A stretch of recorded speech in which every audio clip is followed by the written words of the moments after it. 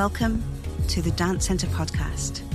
I am your host, Claire French, and I'm joining you from the traditional unceded territories of the Musqueam, Squamish and Tsleil-Waututh peoples, also known as Vancouver, Canada.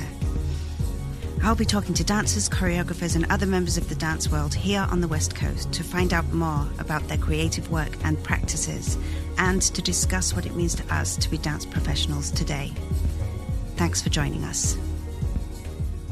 Erika Mitsuhashi is an interdisciplinary artist and performer living and working on the unceded, ancestral and occupied traditional lands of the Musqueam, Tsleil-Waututh and Squamish, nations of the Coast Salish people, known also as Vancouver, British Columbia. She studied at Simon Fraser University School for the Contemporary Arts, receiving a BFA honours in dance. Erika's work has taken the form of performance for stage, installation, experimental film, site-specific responsive performance, sonography and production design. And most recently, she's been experimenting with live stream video and digital spaces as sites for intimacy and choreography of attention. Her work and collaborative projects have been presented locally and internationally, and Erika is also known as an interpreter of dance for many local artists. As a maker, Erika's practice is based in dance and performance but spans visual art, theatre and new media. In her artist statement, Erika says, "I use the body as a site for conceptual thematics, including in-betweenness, intimacy, pseudoscience and personal histories, often utilising DIY performance tactics and observing the materiality of bodies and space. I'm committed to process, collaboration and my collaborators, both living and non-human. I often implore philosophical and practical aims for shifting an environment into the space that one wants to be present and or performing in. I hope to create a kind of respite space for performers and audiences to inhabit." I'm delighted to be joined by Erika Mitsuhashi today. We are going to talk about many things, but her relationship with the Dance Centre has been long-standing, and particularly at the moment we're talking about in the context of the exchange with a Montreal artist. So Erika has the opportunity to go to Montreal with the Dance Centre's programming to work on a new project. So we will get to that, but I'm delighted for her, and I think it's going to be a wonderful conversation around that and other things. And I would like to introduce Erika and have Erika tell us a little bit about her maybe training, maybe starting in childhood. It doesn't have to be, Erika, it's up to you, but I'd love to know particularly, and for the readers to get, listeners even, sorry about that, listeners, to get some context around your trajectory from dance into the interdisciplinary technology, those kinds of areas. But first, how did it all begin for you? Is your story typical? Is it, what would you say about that? Mm-hmm. Yeah, my early dance training, I guess, started kind of late. I was a very athletic child and did a lot of sports, and gymnastics was a part of my young childhood time. But when I was about 11 years old, I went through a huge growth spurt and grew 6 inches or something in the course of a year. And gymnastics became very hard. My coordination and just my body changed a lot that year. And part of my training with gymnastics was I did jazz class once a week to supplement my training.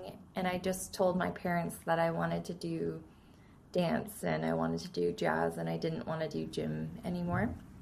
So between 11 and 13, I really fell in love with dance.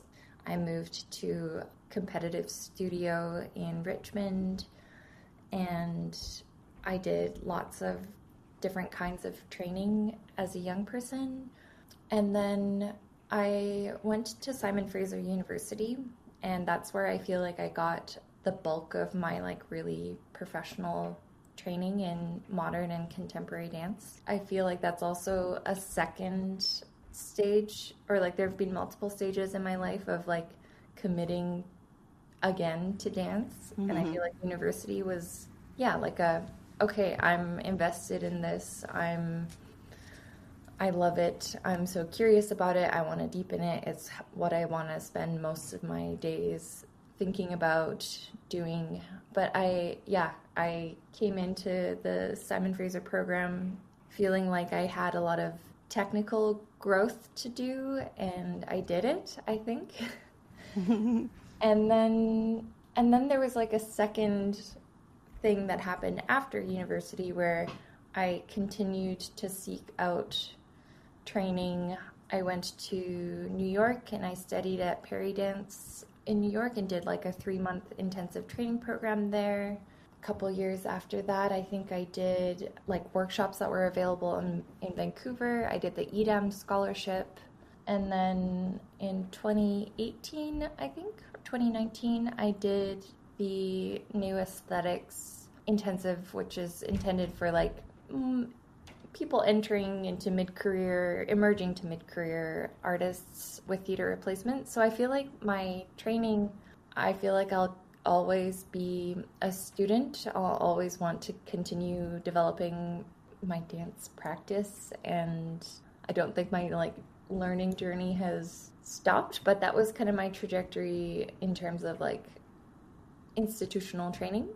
And in terms of like going from things that were more dance focused into interdisciplinary practices, I don't know the exact moment when my practice kind of like spread open, but I was really committed to dancing and I really thought I wanted to just be a performer. I thought out of school that I appreciated composition, I appreciated choreography, I was curious about it, but my heart of hearts was really in being a dancer for other people.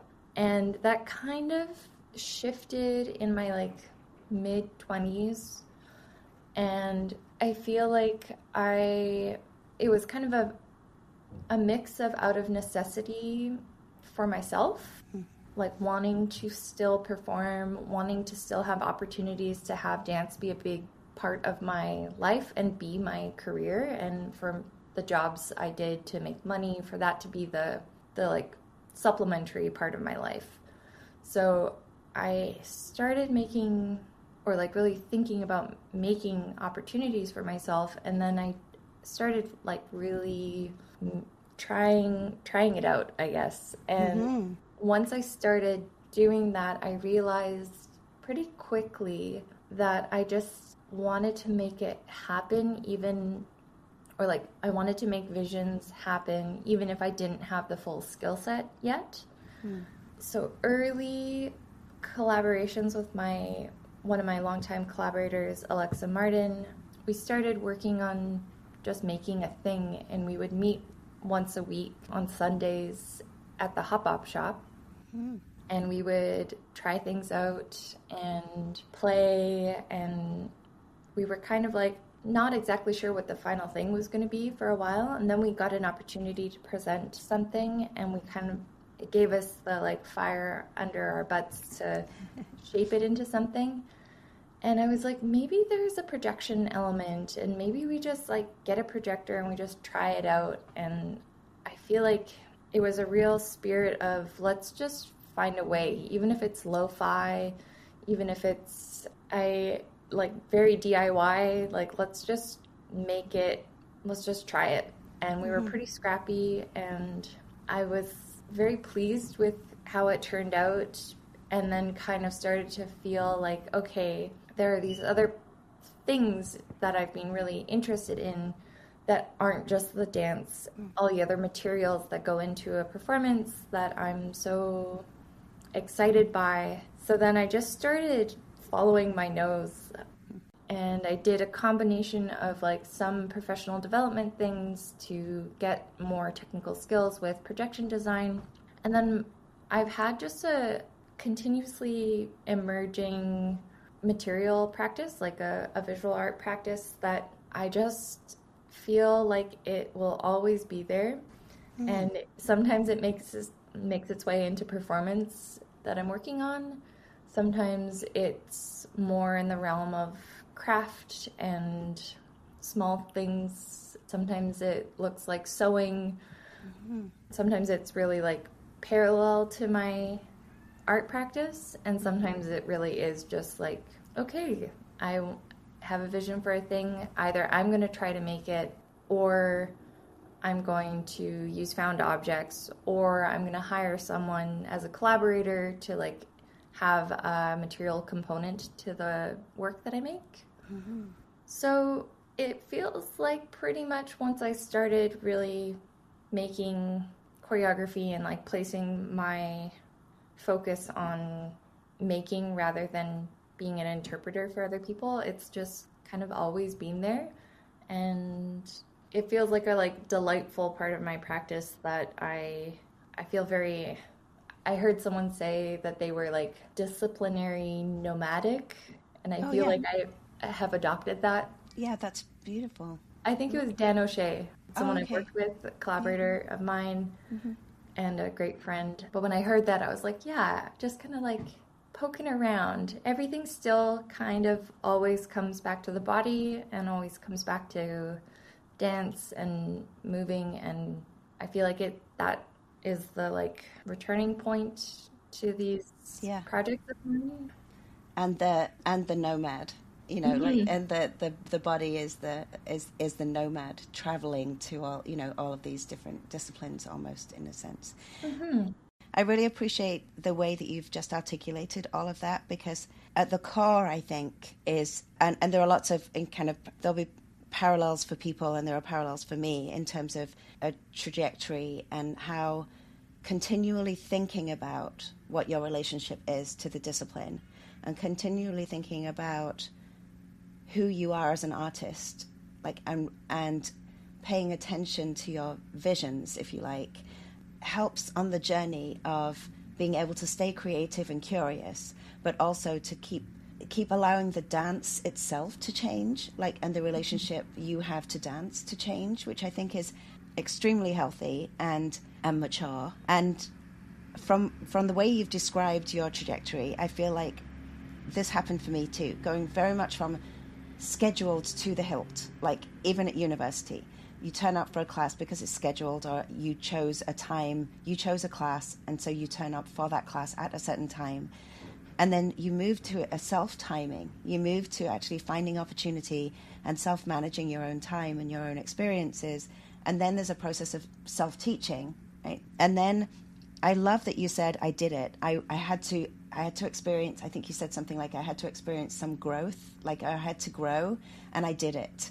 Which I feel like what's lovely about the way that you've articulated it is that you also then understood what it meant to have grown and to then experience the growth and continue to evolve from there.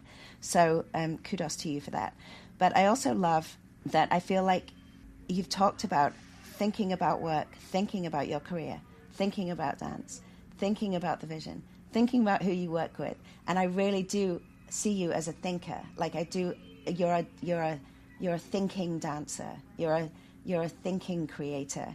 And I think that's so much. There's a patience that I think is in your work, and a humor and a lightness that maybe comes from your skill as a gymnast as well, to a certain degree, physically, that I think is really beautiful. But the thoughtfulness is there the entire time. And I just wonder if you've recognized that, or if you've worked toward that. And I wonder if I feel like there's a connection to that and crafting. Like, I think you were making things during COVID and selling those things at Morrow as the shop that Zine set up for people. And I remember all of that. And I remember being really moved by the dance artists who I've met along my journey in different ways. Like, I first met you when you were a student, and then as a dancer in that phase of your life when you were dancing for other people. That's when and I've seen you over the past decade or so really develop your own kind of vocabulary and trajectory as an artist in your own right. So I wonder if you could maybe talk a little bit about the materiality side of technology and crafting, and then maybe a little bit more about if technology is in your work or not. We'll start with that, and then we'll move to collaborations a bit later, because I'm very excited about those. But maybe we could stick in the realm of materiality, technology, and your relationship to those. Mm-hmm. With like exploring other disciplines and materiality, I think I at times really just want other entry points into a world or a dance. Like, I thought about this a lot during COVID. It's like we looked to film and television and digital offerings as option, like so many different kinds of relationships to that, like comfort, entertainment, our arts and culture, like access to arts and culture at that time. That's the medium. And I feel like at times I've hoped that if I had an audience member for something I was doing, that they could kind of like see the performance and approach it in the same way that they would maybe go to a gallery or watch a film, where it's like you don't have to necessarily get it or understand it in a really like linear sense, but it's like watching dance in the same way you would read a poem or something. So I've explored materials and technology and lighting and projection as other ways for people to, pick up on metaphor or pick up on something else or experience delight or like sensory delight or framing or like I just feel like there are so many options when you start thinking about the material, tangible space that you're in and being able to, like sculpturally shape a space and allow aesthetics to like, I guess, like punctuate a work differently. Do you find that it's sometimes accidental? Do you ever find that, I'm thinking about how you might select the kind of materials or how you might, and what your relationship to concept might be, because it seems, I wonder if that's something you could talk about. Yeah, I think it's different with each project. Yeah. Usually I have either an intuitive or a conceptual idea about the materials I think could affect how I am in a space or affect an audience, or I usually try to think of like some sort of, I'm still working on it. I don't know if I've ever fully achieved it, but like a non-hierarchical space where bodies, materials, light, everything can kind of just have equal playing power or equal weight.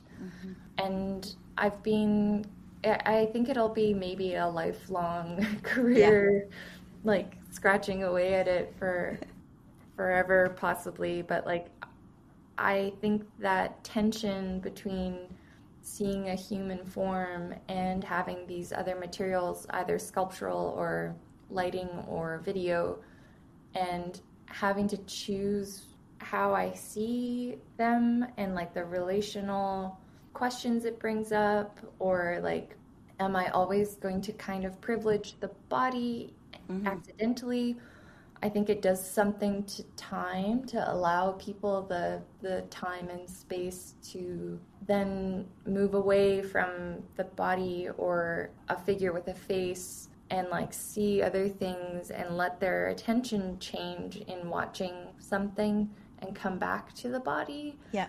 And for some people it's impossible, and sometimes for me as an audience I'm like, well, still the thing that I'm always coming back to, or the thing that held my attention the most, was the human figure with a face. So I feel like I've been really just trying to find these other players or mediums or disciplines to like just offer a little bit more space. And then on the other side of the coin, sometimes the objects or sculptures or materials that I am interested in using, and this is also kind of mostly in my collaboration with Alexa, we've done a couple processes where we have used found objects as proxy items for other things. Oh, yeah. Proxy, like dealing with the material of a site-specific location. And I feel like that's also done an interesting thing for how we see, and inviting like people's imaginations and suspending disbelief to like bring that into a very potentially regular seeming space. So we have this one piece called Tour, and it takes the shape of a guided tour of a building or an institution. And this act of taking an object that isn't an object, like maybe it's just so ordinary, and giving it a story or an alternate history or showing the details of it in a new way. I feel like that falls maybe more in the realm of this like accidental aesthetics or like accidental materials play that I am really curious about. And maybe I'll just say at this point in the podcast, I acknowledge that I am a maximalist in my... You're a maximalist. Excellent. Okay. So in terms of at some point, I myself or my collaborators, we do the process of like crafting and shaping, but in the process, I love to be in a space of abundance, in a space of anything is possible, in a space of like discovery and curiosity. So I think it reflects me being a very curious person, and when I think about materials, I'm like, yes, I love the like conceptual, like really thoughtful exploration of it, and I also really love the like accidental, the scrappy kind of other end of the spectrum. And I think more and more I've changed my perspective of thinking, okay, I need to like choose a lane or something, and I've kind of adopted more of a like loving perspective of my practice where I'm like, actually I'm just listening to what the work is calling for. I like to be in this maximalist kind of open space, but I'm just listening for what it needs, and if it needs to go in a direction, or if it just needs everything. Yeah, it makes me feel like, okay. Because you're not talking about chaos, really. It's making me think that there is a sense of like, so also in relation to abundance. So chaos and abundance, you could think that it's amassing things. It's like, kind of almost like hoarding possibilities and like drawing on every single possible idea. However, there is, in what you're talking about, in the listening process and in the actual sense of working through those things and discovering something, it is about editing to a certain degree, filtering out, sifting through all of those things to locate the discovery. So those are not the things you're discovering.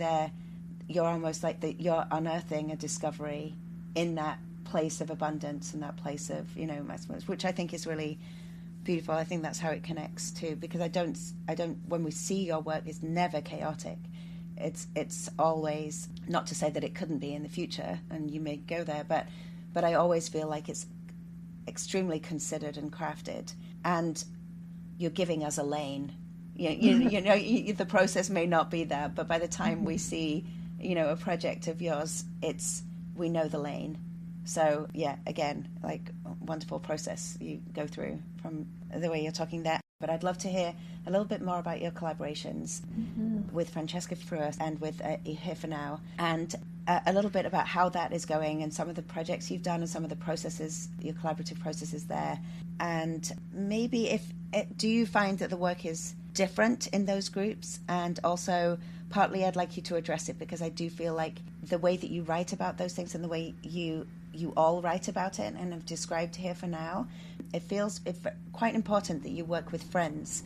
And I'm wondering if the friendship comes from working together, or if the friendship has actually come about in a different way and you've found that you've gravitated towards each other to work together.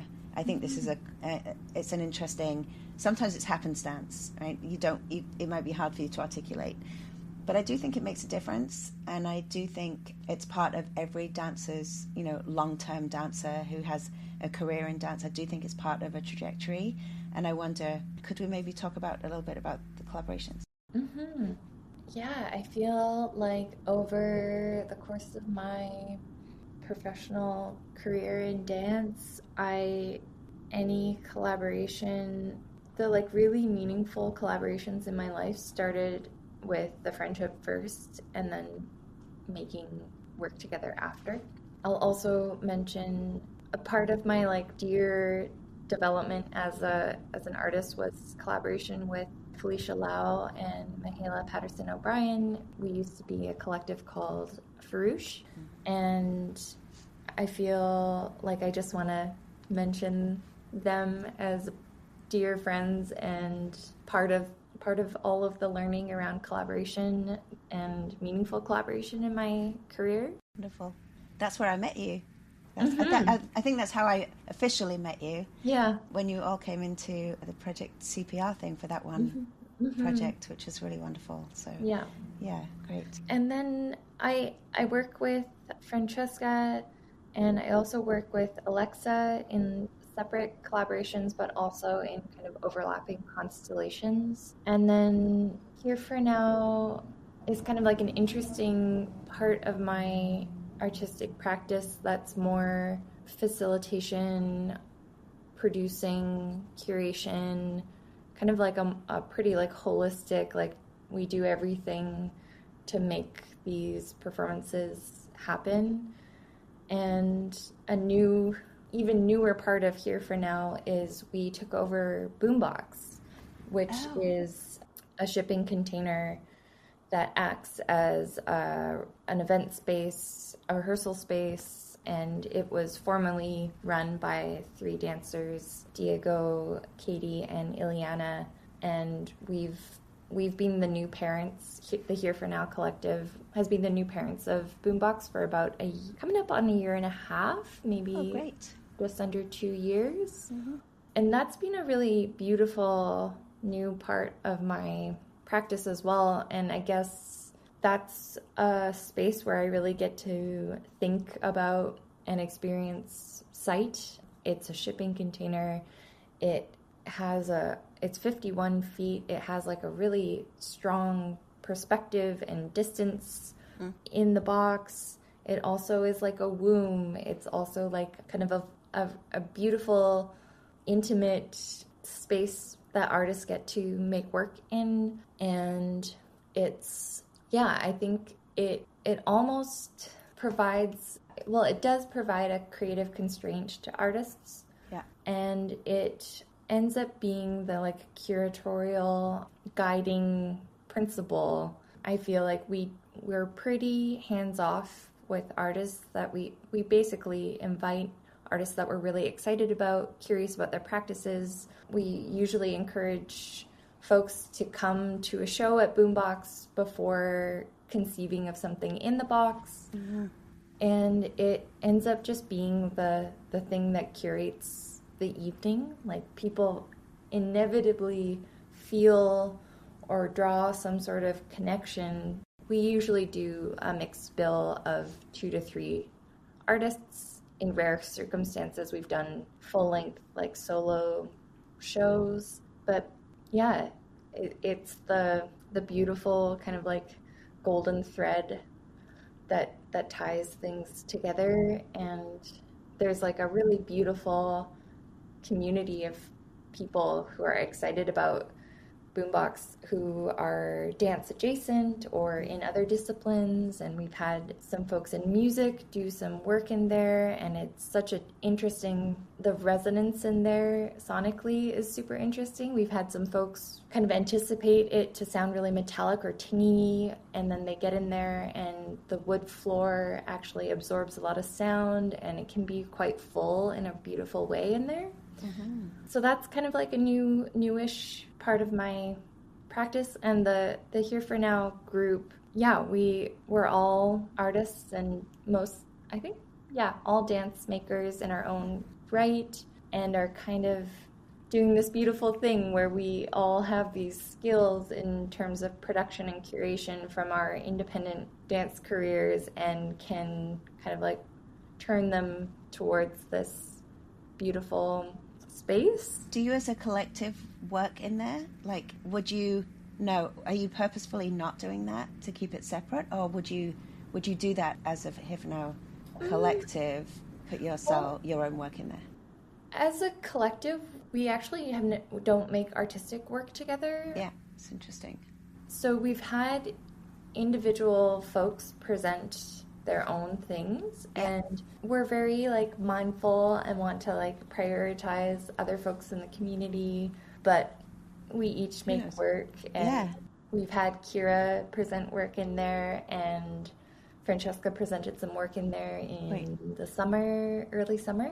So I think it's definitely on the table, just kind of like spreading it out a little bit. Yeah. But no, that collective works primarily as a producing and curating entity. Yeah. And then my work with my friends, it's like so rooted in trust and being able to experiment and pick each other's brains. And I feel really lucky that in collaboration, you're making work alone can be quite lonely, and sometimes it feels like working on something together, there's just like a power in finding people you trust to like work through all facets of it, and to be witnessed together in it. I feel like my community, my beloveds, are primarily in the arts, and it's something I personally am trying to ensure that there's always a good balance of working time and also just loving time, like friendship. So important.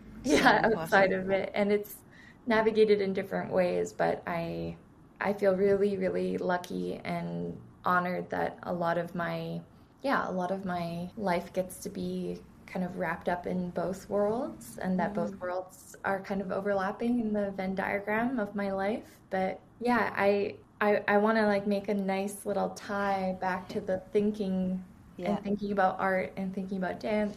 I need to just make a beautiful kind of like shout out, I guess, to the people who have been my teachers, who are my peers, who are amazing thinkers and are thoughtful and critical and funny and brave in their own rights. But Francesca and Alexa and my friend Alicia Siriani, and there's just like too many to name, but those three in particular have been people who've like pushed my capacity forward in so many ways, and have also like just taught me about art making, wonderful. Taught me about like finding a balance of criticality and embodiment, and I so lucky that they happen to be my like dearest friends, and also like continue to just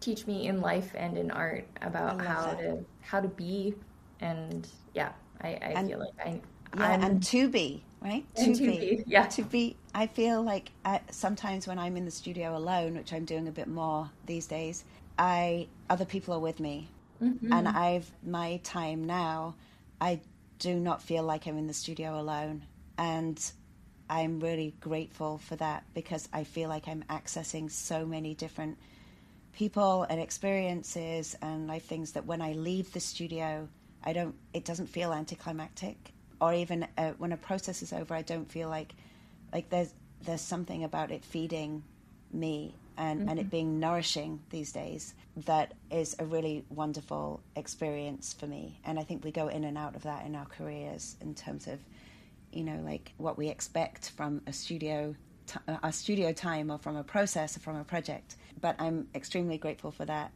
myself, and I feel like it's a really special place to be in a studio now, because I'm not alone, whereas in the past I've been in a space to be alone. It's just impossible for me to feel alone at this point in the studio. Like, it just isn't going to happen. But I really appreciate that, and I'm sure your friends and your dear friends will appreciate that. But I think it's really lovely to just acknowledge that element of, while I'm interviewing you and we're having this conversation, there are so many people involved in, us being able to answer these questions or have this conversation. So that's beautiful.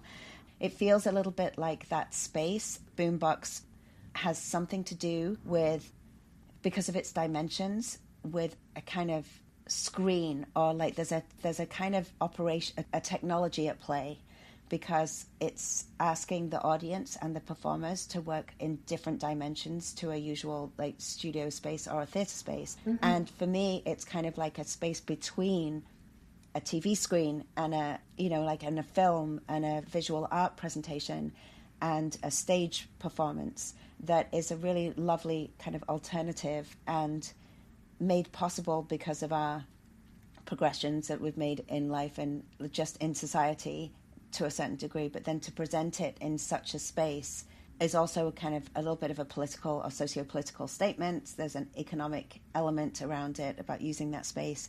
And so I think it's really interesting. Again, you're playing with interdisciplinary parameters for how you're kind of creating and delivering and curating dance. So I think that's a really interesting line there. There's an intersection. But I'd love to talk a little bit about, we've moved into a little bit about attention and care and friendship. And maybe there's more you'd like to say about that, but I do think it leads quite nicely into the spiritual side of things and your site-specific. Maybe that's where you were also going. But let's get to that. So let's talk a little bit about the idea of using a spiritual site or a site for spiritual practice or spiritual attention as a site for your project. Mm-hmm. Yeah, I'm in super, super early stages of kind of figuring out even how I truly want to frame this, or how I want it to evolve out into the world. Yeah. I think I'm merging two things that have kind of been simmering for me. One is like a reverence I have for a collective experience, coming together to watch a film, coming together to watch a show or a performance has been my version of something parallel to going to church, going to temple, going to like a space of worship. And it's just been something like the ritual feeling of it, and the anticipation, like just before a show begins, like it's something that I've like recognized and have started to identify that that's kind of how I feel about that. Mm-hmm. That's one part. So maybe there's three. So that's one thing. Mm-hmm. In the middle is my own movement through understanding where spirituality comes into my life, in my personal life, and kind of growing up quite aspiritual, and then having different exposures to things throughout my life and being very open to it, but kind of always coming back to this feeling of I would like to define spirituality for myself. Mm-hmm. I made a kind of an analogy that it's like I would love my spirituality to be like Banyan books. Which isn't the right analogy anymore, but just that it can be like a place with many different perspectives and drawing from different ones and seeing what resonates, but having the option to like pick up a book and put it down, pick up another book and put it down, this kind of like very fluid but self-determined path through spirituality is like the middle part. Mm-hmm. And then this other part is the site of spaces of worship, spaces that have spiritual importance or resonance. I'm curious about placing my body and inviting people into those spaces and kind of seeing what happens when we open ourselves up to an art experience in those spaces. Mm. I did a really lovely residency in Prince George in the spring of this year, facilitated through Dance West Network and Method Dance, which is based in Prince George, a dance company based up there. And they provided me with access to Knox Performing Arts Center, which is a church that's being converted into, I think it does operate as a church still, but they operate as an art space as well, a performance space. And I didn't know at the time, but I was the first artist in residence there. And something about, really being ready to see what happens if I place my dance practice in that space and allow these other parts. So my parallel experience of art viewing as my spiritual community and that, bringing that in, and then my own kind of curiosity about my own personal spiritual body, bringing that in. And then while I was there, I also have been interested in kind of like this thing I'm just calling really plainly, because I'm in such early stages of this research, I'm calling it like meeting the moment. Right. A large part of my dance practice now is really rooted in like rigorous explorations of improvisation and scores and the freedom and structure, like both poles in improvising. Mm-hmm. So I've taken just a couple things I'm curious about. I want to place it in those spaces of spiritual resonance as like, I guess like just to see what it does to my moving body, and if I can invite audiences to, meet me in the moment in that situation. That's kind of like the broad strokes of that. And I think also I'm just super, super curious about, this placing like big questions about existence. And I'm doing a little bit of research about phenomenology, and like I kind of want to place all of that there and have this space of like questioning in those spaces, and resonance in many different ways. Also, sonic resonance of spaces of worship are usually quite outstanding. Mm-hmm. And in Prince George, when I was in residence, I had this wonderful kind of like happenstance where there was one day I was working and a man kind of like bustled right in to the space, and he introduced himself, and he was a retired organist who lives in Prince George, who goes around to the different churches on Wednesdays to check and make sure that they're all sounding good, and tunes the organs if they need it. And he was like, "I'm so sorry, I'll get out of here." And I was like, no, it's fine, please do your thing.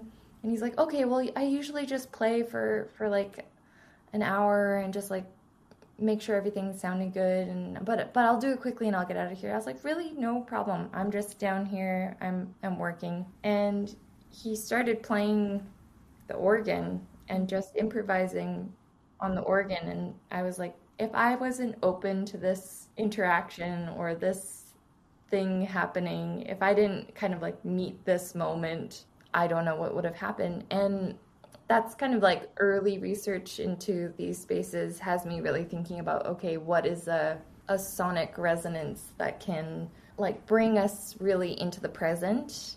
Mm-hmm. And I feel like that's what that did for me when I had to stop working and I just had to sit and listen to him play the organ for 20 minutes or so. So I've been trying to think about how all of those things might work, and that's the proposal for this Montreal exchange, is to do some physical research and kind of flesh out the concept and the conceptual things and ground it in my body, because I think I am performing in it for at least a part of it. And then what happens in this kind of like tipping point in the work where we all kind of meet the moment. I don't have a better way to articulate it, but no, coming together. But it makes to the present. Yeah, it's making me think like in your sandwich, in your three things for this, there's the freedom for you in the number two, in the middle of the sandwich for this project. There's this freedom to pick up an idea and put the idea down and move to a different idea, like the opening of a book and then closing the book and moving to a different book. There's this element of remnants or finding things, and then there's also who comes together like the meeting the moment of who's coming together, I think is a big factor. And also maybe that surprises you, maybe when, and also then for me, the site of the space and the territorial nature of this being a place where, spiritual practice is invited and safe and actually privileged or prioritized.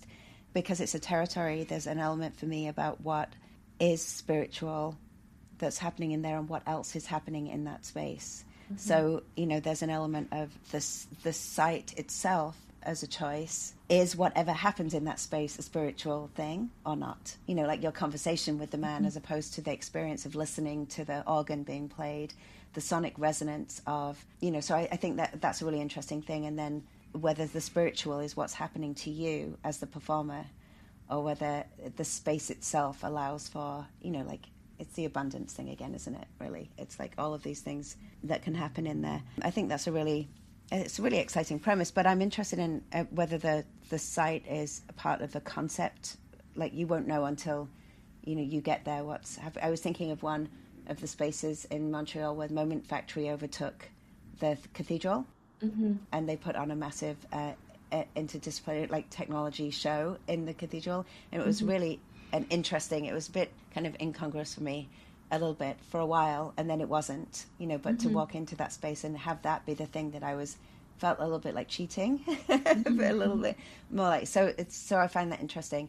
And I find it interesting that you didn't choose to dance to the organ music, because I think there's also an element of you then coming back to your interdisciplinary, non-hierarchical thing, I think, in some way, that you gave up movement and focused on listening or the sonic environment, the atmosphere that was created by the sonic resonance, mm-hmm. and gave that the focus in your own experience by not moving. So there was a kind of shifting of attention on a different discipline in that moment. I felt in that moment, yes. Yeah. But the part two to that is, I did a in progress sharing at the end of my week there, and I invited him to come and play as part of my research. Lovely.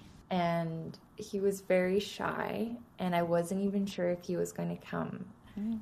I gave him my phone number, and I said, please, I would love for you if you wanted to come and play. I very briefly told him the premise of what I was doing, and said maybe if you were moved to play in the moment, I might respond. And he did end up showing up, and it was so beautiful. I ended up trying out moving to the organ music, but it was I did have a couple options for what this meet the moment thing might be, because mm-hmm. I had some movement and text explorations that were kind of act one at that time, act one of this research. And then if he came, which I wasn't sure if he was going to show up, that I would in the moment just respond to what happened. So whether it was the organ music played and I had brought some materials with me, maybe I would just construct something with the materials. I had a couple options for okay, I'm gonna try this practice of just seeing what the moment called for. Mm-hmm. And his music was just so stunning. I was moved. I was moved to move, which was really quite special. And there was only maybe 12 people there, and it was pretty special too, to be well, this is all coming together in this very specific context, and this constellation of people may never come together ever again. Mm-hmm. And this is what is being asked of me. Mm-hmm. When I tried really hard to just open myself up to it, and that's what ended up happening in the end. So oh, that's wonderful. I was thinking as well, just durationally, and whether it's an installation type of the meeting the moment, in terms of whether you're interested in it being to allow for meeting the moment that isn't contrived into a performance with a set time and an end mm-hmm. time, and that there's this element of installation or durational or looping that it seems to lend itself to. I wondered if you thought about that, but we don't have to discuss that. But it seems to me like there's room for that. Yeah. I'm constantly curious about other entry points into a performance space in the context of my studio sharing, or like not studio sharing at the end of that week. Yeah. I had done some work with the Method Dance Company and did do kind of an installation like as part one of the two streams of research. Yeah. So I did really love having the space have this kind of ambient but slightly active tone for the people to come into the space. Yeah. And then for that to kind of close, and then it was a very informal sharing. So there was like a transition moment where Shelby from Method Dance spoke about me and the two pieces of research. But I do feel like also those spaces conventionally there are things that are set times, but there is also this kind of like inherent choreography or an invitation for choreography of bodies purely based on like pews or chairs or kind of a proscenium perspective. So I was curious about kind of like scratching at that a little bit. And I don't have a site or a specific place in mind yet for what I do next. But this meeting the moment thing also has me really inspired to work with either a musician, or maybe it's different in each site, but I would love to do something that's in community with the community of the space. So I have been curious about like singing groups and choirs and musical groups that do convene in these different spaces. And this is my homework for next year, is to start building some relationships and reaching out to folks and building, basically doing a bit more of my own research so that I could have a clear offering for how I might direct a choir, which I've never done before, to be in a space of play or like this improvisatory sounding space. Absolutely, yeah. But that's kind of like the goal for after the Montreal phase, is I think I'd like to start locally with one or two spaces and start developing relationships with folks there. Yeah. Do you have different communities? Like I'm just leading as a kind of concluding question, maybe. In terms of your multiracial background, do you find that there's a connection and an opportunity there for you to reach out to different communities and different ideas about spirituality, perhaps, or different ways to approach space, sound, community? Yeah, not directly yet, but I have been very curious about a couple different spaces and a couple different groups, and a large part of my family on my father's side, who live in Japan, are all part of the SGI faction of Buddhism. Okay. So I definitely don't feel a lack. I think it's just carving out time and space to do that in a thoughtful and like meaningful way. What's SGI? Sokagai. Sokagai.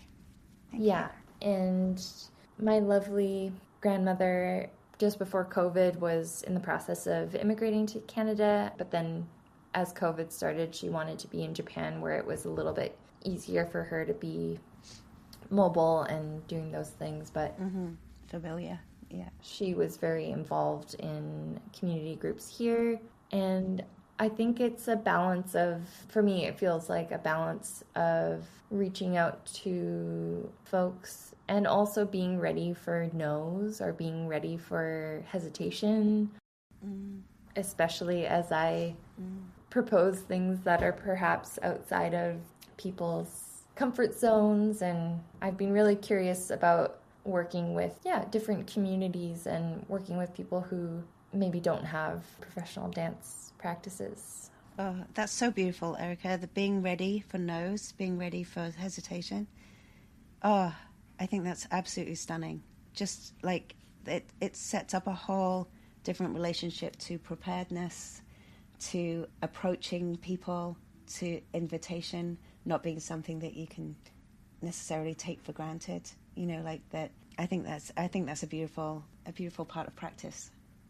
Thanks. Yeah, absolutely. Yeah, definitely have some homework to do. I definitely have Liz Lerman's Hiking the Horizontal on my desk, ready absolutely. to go. Yeah, The Artist's Way, whole bunch of things. Twyla Tharp's Creative Habit, like Jonathan Burrows, choreographers. I mean, we could go on, but it sounds like you, your own thinking is helping you so much anyway. Thanks. And that's so wonderful. So, congratulations on all of it, and on the kind of the sense of, I will say maximalist just because it was your word, but the sense of abundance that you have in terms of opportunity and approach and possibility, that you have this kind of fanning out of all of these kind of processes and access points.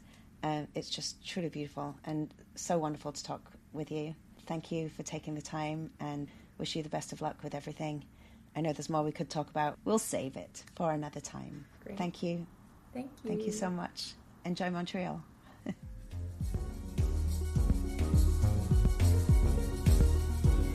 Thank you so much for listening. We would love for you to subscribe, rate, and review wherever you get your podcasts, as this will help other listeners find us and help us to grow our dance audience. We'll be back next month. In the meantime, you can follow us on Facebook at The Dance Centre, Twitter at Dance Centre, and Instagram at The Dance Centre BC. And if you'd like to support our work, please consider making a donation. Just go to our website at thedancecentre.ca, where you'll find extensive information about our upcoming programs and events. The music for the Dance Centre podcast was composed by James B. Maxwell. Always a pleasure to connect with you through dance. Until next time.